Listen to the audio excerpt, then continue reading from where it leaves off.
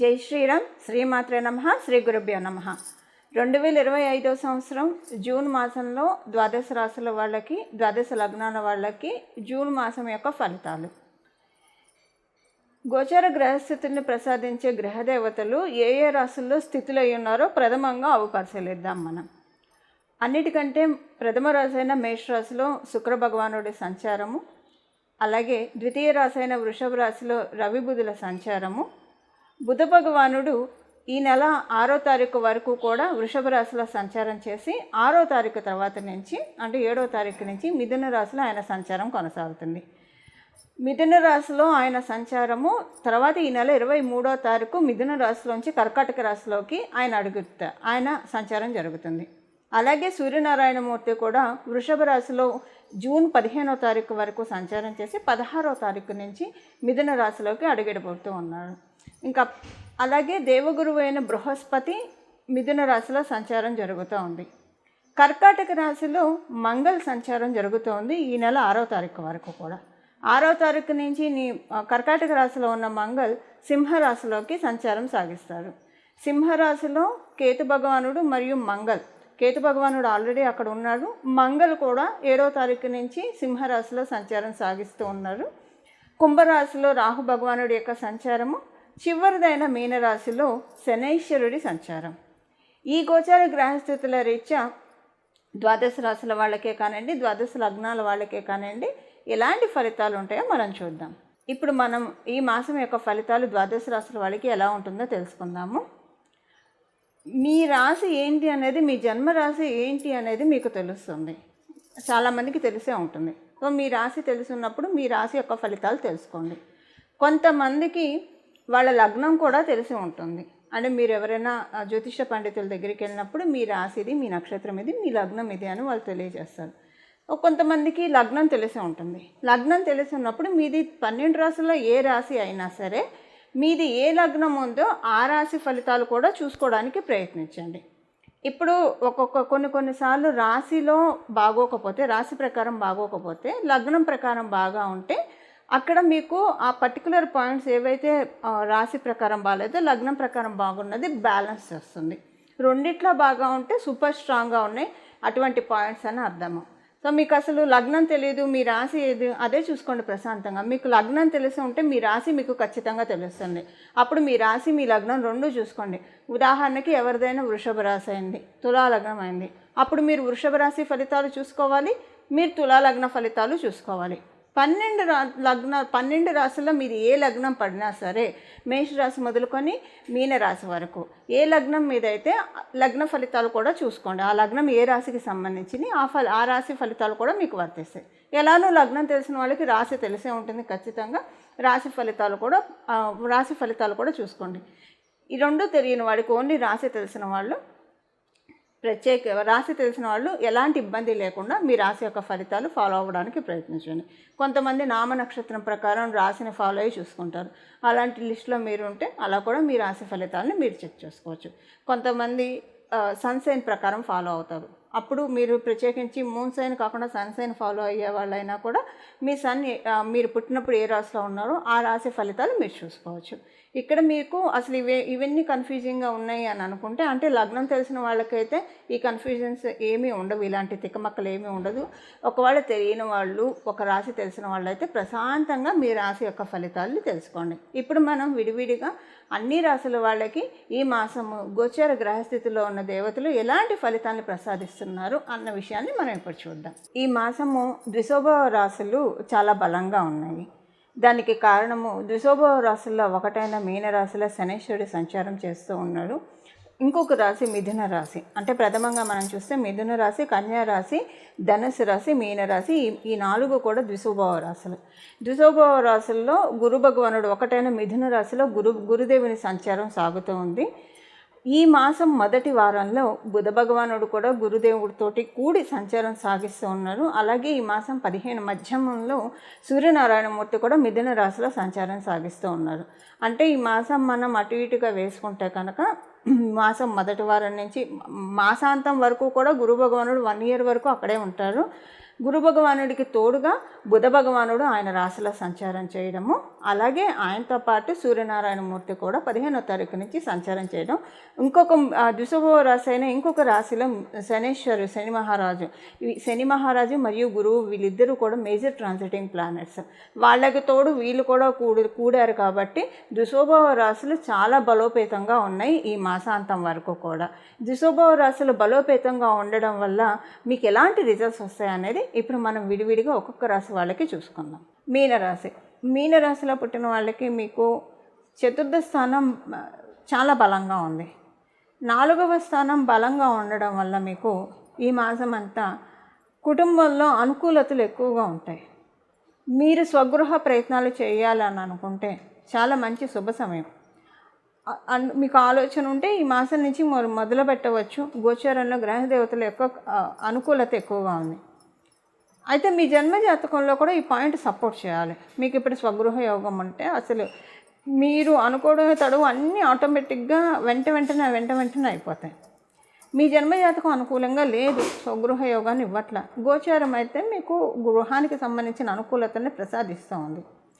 అప్పుడు అప్పుడు పనులు వేగవంతంగానే అవుతాయి. కాకపోతే మీ ఇంట్లో వాళ్ళతోటి మీకు ఫండమెంటల్ డిఫరెన్సెస్ వస్తాయి. ఉదాహరణకి మీరు వాళ్ళ పెయింటింగ్ ఒక కలర్ అనుకుంటారు, వాళ్ళు ఒక కలర్ అంటారు. సో ఇలాగా కొంచెం అంతకుముందు మీతో బాగా కోఆపరేటివ్గా ఉన్న వాళ్ళు కూడా డిఫరెన్సెస్ వస్తాయి. అంటే మీకు ఇది స్వగృహ యోగం మీ దాంట్లో సపోర్టింగ్గా లేకపోతేనే అప్పుడు ఈ పాయింట్. లేదా మీకు నచ్చితే బాగా పూర్తిగా నచ్చి తీసుకున్నాం అంటే మీ ఇంట్లో వాళ్ళకి నచ్చకపోవచ్చు. మీ దాంట్లో స్వగృహ యోగం ఉంది అంటే ఇప్పుడు గోచారంలో కూడా గ్రహదేవతలు ప్రసాదిస్తూ ఉన్నారు కాబట్టి అందరికీ అంటే మీ ఇంట్లో ఉన్న అందరూ కూడా యునానిమస్గా యాక్సెప్ట్ చేస్తారు. దీనికంటే ది బెస్ట్ ఉండదు. అది వెహికల్ అవ్వచ్చు, లేదా ప్రాపర్టీ అవ్వచ్చు, ఏదైనా సరే. సో అలా ది బెస్ట్ అనేది అందరికీ తగ్గట్టుగా మీకు సెట్ చేసి పెట్టింది ప్రకృతి మాత అన్నట్లు మీకు ఉంటుంది. కానీ ఇది ఒకటి స్వగృహ విషయంలో మీరు ప్రయత్నాలు చేస్తూ ఉంటాయి. గృహంలో అనుకూలమైన వాతావరణం ఉంటుంది. మీకు ఈ నెల 7వ తారీఖు నుంచి 23వ తారీఖు వరకు ఈ పర్టికులర్ పీరియడ్ ఆఫ్ టైంలో మీ మదర్ తోటి ఆర్గ్యుమెంట్స్ ఉండొచ్చు. మీకు సపోజ్ మీకు మీ మదర్కి మధ్య బాండింగ్ చక్కగా ఉంటే కనుక అప్పుడు మీ మదర్కి ఎవరైనా మీ మదర్ని ఇబ్బంది పెడుతూ ఉంటే, ట్రబుల్ చేస్తూ ఉంటే, అరే మా అమ్మ అసలు ఏం మాట్లాడకపోతూ ఉన్నా వీళ్ళు ఎందుకు వీళ్ళని మా అమ్మని హింసిస్తున్నారు, విసిగిస్తున్నారు, హరాస్ చేస్తున్నారు అని ఆ కోవలో మీరు ఉంటే కనుక అప్పుడు ఆవిడకి ఆ సమస్యలన్నీ కట్ డౌన్ అవుతాయి. సో ఈ రెండిట్లో ఏదైనా ఉంటుంది. ఒకటంటే ఆల్రెడీ మీకు మీ మదర్తో బాండింగ్ చాలా బాగా ఉంది. సో మీ మదర్ని మీరు చాలా బాగా ఉంది, కోఆపరేటివ్గా బాగా ఉందంటే అప్పుడు ఒకవేళ తను ఏమన్నా ప్రాబ్లం ఫేస్ చేస్తూ ఉంటే, ప్రత్యేకించి ఇలాగ ఎవరైనా తనని అనవసరంగానే ఇబ్బంది పెడుతూ ఉంటే వాళ్ళందరికీ పనిష్మెంట్ వెళ్ళే ఈ టైము ప్రకృతి సమాధానం చెప్తాను వాళ్ళందరికీ మీ మదర్ తరఫున. సపోజ్ ఇలాంటి సమస్యలు కూడా మా మదర్కి ఏం లేవు, మా ఇద్దరి మధ్య బాండింగ్ బాగుంది, మా మదర్కి ఇలాంటి సమస్యలు ఏం లేవు అని అనుకుంటే అప్పుడు మీకు హెల్త్ ప్రాబ్లమ్స్ మీ మదర్కి ఏమైనా ఉంటే అవి సెట్ రైట్ అవుతాయి. మీ తల్లిగారి నుంచి మీకు అనుకూలతలు ఎక్కువగా ఉంటాయి. అంటే ఫైనాన్షియల్గా బాగుంటుంది మీ తల్లిగారికి, అనుకూలతలు మీకు కూడా ఎక్కువగా ఉంటాయి. అలాగే మీ యొక్క జీవిత భాగస్వామి, మీరు వివాహ ప్రయత్నాలు చేస్తూ ఉంటే వివాహ ప్రయత్నాలు సఫలీకృతం అవుతాయి. మీ జీవిత భాగస్వామితో మీకు చక్కటి టైం స్పెండ్ చేయడానికి చక్కటి అవకాశం గోచర గ్రహస్థితులు కలగజేస్తున్నాయి. వ్యాపారస్తులు, ఫ్రీలాన్స్ వర్క్స్ చేసేవాళ్ళు, స్పెషల్లీ ఫ్రీలాన్స్ వర్క్స్ చేసే వాళ్ళకి ఇది చాలా మంచి సమయము. అలాగే వ్యాపారస్తులు ఎవరికైనా సరే ఈ మాసము చాలా మంచి శుభ సమయంలో మీరు ఉన్నారు. అంటే ఫైనాన్షియల్గా ముందుకు వెళ్ళడానికి మీరు వ్యాపారంలో ఏవేవైతే స్టెప్స్ తీసుకుంటూ ఉన్నారో ఈ స్టెప్స్ అన్నిటికీ కూడా దైవ సహకారము, ఇప్పుడు అంగబలం అర్ధబలం అని చెప్తాం. సో మన చుట్టూ ఉన్న వాళ్ళు కూడా మనకి సహకరించాలి.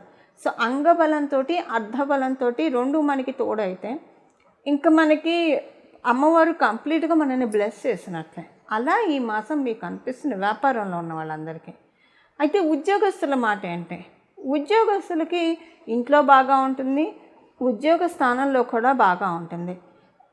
ప్రత్యేకించి ఉద్యోగస్తులందరికీ ఈ నెల 7వ తారీఖు నుంచి 23వ తారీఖు లోపలే కొన్ని శుభవార్తలు వింటారు. బాగా అనుకూలంగా ఉంటుంది. అంటే శుభవార్తలు అంటే మీకు ఉద్యోగంలో అనుకూలతలు ఎక్కువగా ఉంటాయి. ఈ మాసం పర్టికులర్గా ఈ పీరియడ్లో బాగా ఉంటుంది, అనుకూలంగా అనిపిస్తుంది. అలాగే మీ ఇంట్లో మీరు అనుకోకుండా ఏదైనా ఒక మంచి ఐటెం కొనుగోలు చేస్తారు. అది గోల్డ్ కావచ్చు, ఫర్నిచర్ కావచ్చు, ఏదైనా సరే, ఒక వెహికల్ కావచ్చు, లేదా మీ దాంట్లో స్వగృహయోగం బలంగా ఉంటే మీరు ప్రయత్నిస్తుంటే గృహమే కావచ్చు. వీటిల్లో దేనికైనా సరే అవకాశం బాగా ఎక్కువగా ఉంది ఈ మాసంలో ఉన్న గోచర గ్రహస్థితుల రీత్యా.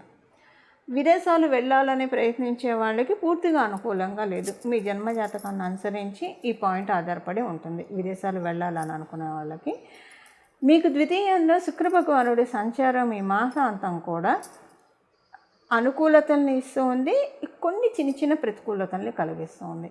చిన్న చిన్న ప్రతికూలతలు ఏ విషయంలో అంటే, కొంచెం మీరు ఆడైనా సరే మగైనా సరే ఆడవాళ్ళతోటి ఆర్గ్యుమెంట్స్ ఎక్కువగా ఉంటాయి. అది డెఫినెట్గా మీ ఇంట్లో వాళ్ళు కాదు, బయట వాళ్ళు. అది మీ బంధువర్గంలో వాళ్ళు కావచ్చు, నేబర్స్ కావచ్చు, లేదా బయట మీ కెరియర్ రిలేటెడ్ వాళ్ళతోటి కావచ్చు. ఆర్గ్యుమెంట్స్ ఉంటాయి. మీకు ఎలా అనిపిస్తుందంటే అసలు అడుసు తొక్కనేలా కాలు కడగనేలా, అసలు ఎందుకు మనం ఇవన్నీ చేయడం, అసలు మనకు అవసరమా అన్నంత చికాకు తెప్పిస్తారు. అంటే ఒక productive argument, productive talk, healthy argument, healthy talks అయితే పర్వాలేదు. సో మీరు మాట్లాడేది ఒకటి ఉంటుంది, అటు తిప్పి ఇటు తిప్పి అసలు మీరు మాట్లాడే విషయానికి సంబంధం లేకుండా ఎటెటో గోస చేసి రకరకాలుగా మాట్లాడతారు. అది మీకు చాలా చికాకు వచ్చేస్తుంది. సో ఈ మాసం మీకు కొంచెం శుక్రబలాన్ని పెంపొందించుకోండి. అప్పుడు ఇలాంటి పరిస్థితులు మీరు చూడకుండా ఉంటారంటే లక్ష్మీ అమ్మవారి ఆరాధన ఎక్కువగా చేయండి. శుక్ర భగవానుడు అందులో మేషరాశిలో ఉండడం వల్ల నమో భగవతే లక్ష్మీ నారసింహాయ, నమో భగవతే లక్ష్మీ నారసింహాయ, నమో భగవతే లక్ష్మీ నారసింహాయ, నమో భగవతే లక్ష్మీ నారసింహాయ, ఈ నామాన్ని ఈ మాసం అంతా కూడా మీనరాశి మీన లగ్నంలో పుట్టిన వాళ్ళు జపించడం వల్ల ఇప్పుడు మనం తెలుసుకున్న ఈ పరిస్థితులు ఎక్కువగా చూడకుండా ఉండడానికి చక్కటి అవకాశం ఉంటుంది. ఇప్పుడు ఇది మీ రాశి వాళ్ళకి స్పెషల్. మళ్ళీ ఓవరాల్గా మీరు చేసుకోవాల్సిన రెమెడీ ఇప్పుడు మనం చూద్దాం. ఇవి మీ రాశి మీ లగ్నంలో పుట్టిన వాళ్ళకి ఈ మాసం యొక్క గోచర గ్రహస్థితుల ఫలితాలు. ఈ మాసంలో ద్విశుభ రాశుల్లో అత్యంత బలీయంగా ఉన్నది మిథున రాశి. మనం కాలపురుషుడి కుండలిలో చూసుకుంటే కనుక మిథున రాశి మన భుజాలని సూచిస్తుంది. అంటే ఏదైనా ఒక కార్యం వాళ్ళు భుజాల మీద వేసుకొని వాళ్ళు నడిపిస్తున్నారు, ఇలా మనం జనరల్గా చెప్పుకుంటూ ఉంటాం కదా. ఇప్పుడు కాలపురుషుడి కుండలి ప్రకారం మనం చూసుకుంటే అన్ని రాశుల వాళ్ళకి కూడా ఈ పాయింట్ అప్లికేబిలిటీ ఉంటుంది. అంటే మనం ఏదైనా ఇంపార్టెంట్ పనులు తలపెడితే అవన్నీ కూడా శీఘ్రంగా, అతి శీఘ్రంగా, అంటే అతి వేగవంతంగా అవ్వడానికి దేవతల యొక్క ఆశీస్సులు మనందరి పట్ల చాలా బాగా ఉన్నాయి. అయితే ఇప్పుడు దేవతల యొక్క ఆశీస్సులు బాగా ఉన్నాయి కాబట్టి ఎలానూ తలపెట్టిన కార్యాలు నెరవేరడం అయితే తథ్యము. కాకపోతే మీ యొక్క జన్మగ్రహ స్థితులను అనుసరించి ఒకవేళ జన్మగ్రహస్థితులు బాగా ఉన్నా, ఒక్కొక్కసారి అనుకూలమైన గ్రహదశలు రాకపోయినా సరే జన్మగ్రహస్థితులు బాగా ఉన్నా ఆ ఫలితాలను అయితే, పర్టికులర్ ఫలితాలను అయితే పూర్తిగా చూడలేరు. ఎప్పుడైనా సరే మనకి దశ అంతర్దశల్లోనే మనం ఫలితాలను చక్కగా చూడగలుగుతాం. ఏ గ్రహం ఇచ్చే ఫలితాలు మనం చూడగలుగుతాం. మన జాతకంలో రాజ్య సంబంధ యోగం ఉందా, రాజయోగాలు ఉన్నాయా, విపరీత రాజయోగం ఉందా, నీచభంగ రాజయోగం ఉందా, కొన్ని వందల యోగాలు ఉన్నాయి మనకి పరాశర సంహిత ప్రకారం. కానీ అవి యాక్టివేషన్ పాయింట్స్ ఉంటాయి. అయితే ఇప్పుడు మనకి గోచారంలో మనందరికీ యాక్టివేషన్ పాయింట్ ఏంటంటే మిథున రాశి బలంగా ఉంది కాబట్టి పనులన్నీ స్పీడప్ అయ్యే టైం లాగ్ లేకుండా చాలా బాగా వేగవంతంగా మనం అనుకున్న పనులు మన దైనందిన జీవితంలో మనం అనేక పనులు చేపడుతూ ఉంటాము. ఉదాహరణకి కొంతమంది ఉద్యోగానికి ప్రయత్నిస్తూ ఉంటారు, కొంతమంది వ్యాపారంలో పురోభివృద్ధికి ప్రయత్నిస్తుంటారు, విద్యార్థులు అయితే వాళ్ళ చదువులో అధిక ముందుకు వెళ్ళడానికి ప్రయత్నిస్తారు, కొంతమంది సొంత ఇంటి కోసం ప్రయత్నం చేస్తుంటారు, కొంతమంది గృహ నిర్మాణం చేపట్టి మధ్యలో ఆగిపోయి ఇబ్బంది పడుతుంటారు. ఇలాగ మనకి డే టు డే లైఫ్లో చాలా వర్క్స్ అనేవి పెండింగ్ ఉండిపోతూ ఉంటాయి. పెండింగ్ ఉన్న వర్క్స్ అన్నీ ముందుకు సాగడానికి, ప్రత్యేకించి పేపర్ వర్క్స్ ఏమైనా పెండింగ్ ఉంటే కనుక అగ్రిమెంట్ మీద సైన్లు చేయక పనులన్నీ ఆగిపోతున్నాయి, ఇలాంటి ట్రబుల్స్ ఎవరైనా ఫేస్ చేస్తూ ఉంటే దానికి ఇది ది బెస్ట్ పీరియడ్ అనమాట. లేదా కమ్యూనికేషన్స్ వైజ్ ఒక మెయిల్ వస్తే చాలు వాళ్ళ నుంచి మనకి పని అయిపోయినట్లు అనుకున్న వాళ్ళకి. సో ఇలాగా తదితర అంశాలను మనం పరిగణనలోకి తీసుకుంటే ద్వాదశ రాశుల వాళ్ళకి, ద్వాదశ లగ్నాల వాళ్ళకి ది బెస్ట్ టైం ఇది. మన పనులు గోచారంలో మనకి గ్రహదేవతల అనుకూలత బాగా ఉంది కాబట్టి ఇప్పుడు ఈ చిన్న మంత్రాలు ఇప్పుడు నేను చెప్పబోయే ఆ నామాన్ని, మంత్రం కూడా కాదు, నామాన్ని జపించడం వల్ల మనం అనుకున్న పనులన్నీ కూడా వేగవంతంగా అతి శీఘ్రంగా అవ్వడానికి చక్కటి సదవకాశాలు ఉంటాయి. ఇప్పుడు ఈ నామం ఏంటో మనం చూద్దాం. మీరు ఉదయాన్నే స్నానం చేసిన వెంటనే చక్కగా ఓంకారం చేర్చి జపించుకోవచ్చు. రోజుకి ఒక 108 సార్లు, 41 సార్లు కానీ 108 సార్లు కానీ ఎంతోసేపు పట్టదు, జపించడానికి ప్రయత్నించండి. మీరు రోజంతా కూడా ఓంకారాన్ని తీసేసి ఉత్తగా నామంలాగా కూడా దీన్ని జపించవచ్చు. సో స్నానం చేసిన వెంటనే మీరు ఓంకారాన్ని చేర్చి జపించవచ్చు. తర్వాత మీరు రోజంతా కూడా ఇప్పుడు నేను చెప్పబోయే నామాన్ని జపిస్తే చాలా ఫలితాలు వస్తాయి. కాకపోతే రోజంతా జపించేప్పుడు ఓంకారం ఇలాంటివి బీజాక్షరాలు కానీ చేర్చకూడదు. ఎందుకంటే ఒకవేళ మీరు ఇంట్లోనే ఉంటారు, ఎవరితోటి కలవరు, బయటికి వెళ్ళరు, శుచిగా శుభ్రంగా ఇంట్లో ఉంటారంటే ఆహార నియమాలు అన్నీ పాటించే వాళ్ళైతే 24/7 అంటే మీరు మెలుకుతున్నంతసేపు బీజాక్షరాలతో జపించవచ్చు. నియమబద్ధంగా జపించాలి. బీజాక్షరాలతో జపించేప్పుడు, లేనప్పుడు నామం జపించడంలో ఎటువంటి ఇబ్బంది ఉండదు. ఇప్పుడు ఈ నామాన్ని మనం తెలుసుకుందాం. గజాననాయ నమః, స్కందపూర్వజాయ నమః, సోమస్కందాయ నమః. గజాననాయ నమః, స్కందపూర్వజాయ నమః, సోమస్కందాయ నమః. గజాననాయ నమః, స్కందపూర్వజాయ నమః, సోమస్కందాయ నమః. మనం అనుకునే పనులన్నీ ముందుకు వెళ్ళాలంటే గణపతి యొక్క ఆశీస్సులు మనకి కావాలి. అందువల్ల గణపతికి సంబంధించిన మంత్రము ఎప్పుడైనా సరే స్కందుడు మన పనులన్నీ కూడా ముందుకు తీసుకెళ్తూ ఉంటాడు. మనకి ఏ పనులలో ఆటంకం రాకుండా పనులన్నీ ఎందుకంటే ఆయన దేవసైన్యాధ్యక్షుడు కాబట్టి పనులన్నీ వేగవంతంగా అవ్వడానికి మనల్ని బ్లెస్ చేస్తూ ఉంటాడు. అందువల్ల స్కందపూర్వజాయ నమః అంటే స్కందుడికి పూర్వుడు ఎవరు? గజాననుడు. అంటే గణపతి యొక్క నీ యొక్క ఎల్డర్ సిబ్లింగు గజాననుడు అని మనం చెప్తున్నాం. ఆ మంత్రం యొక్క నామం యొక్క అర్థం ఏంటంటే సుబ్రహ్మణ్య స్వామి యొక్క అన్న గణపతి అని ఆ మంత్రం యొక్క అర్థం అన్నమాట.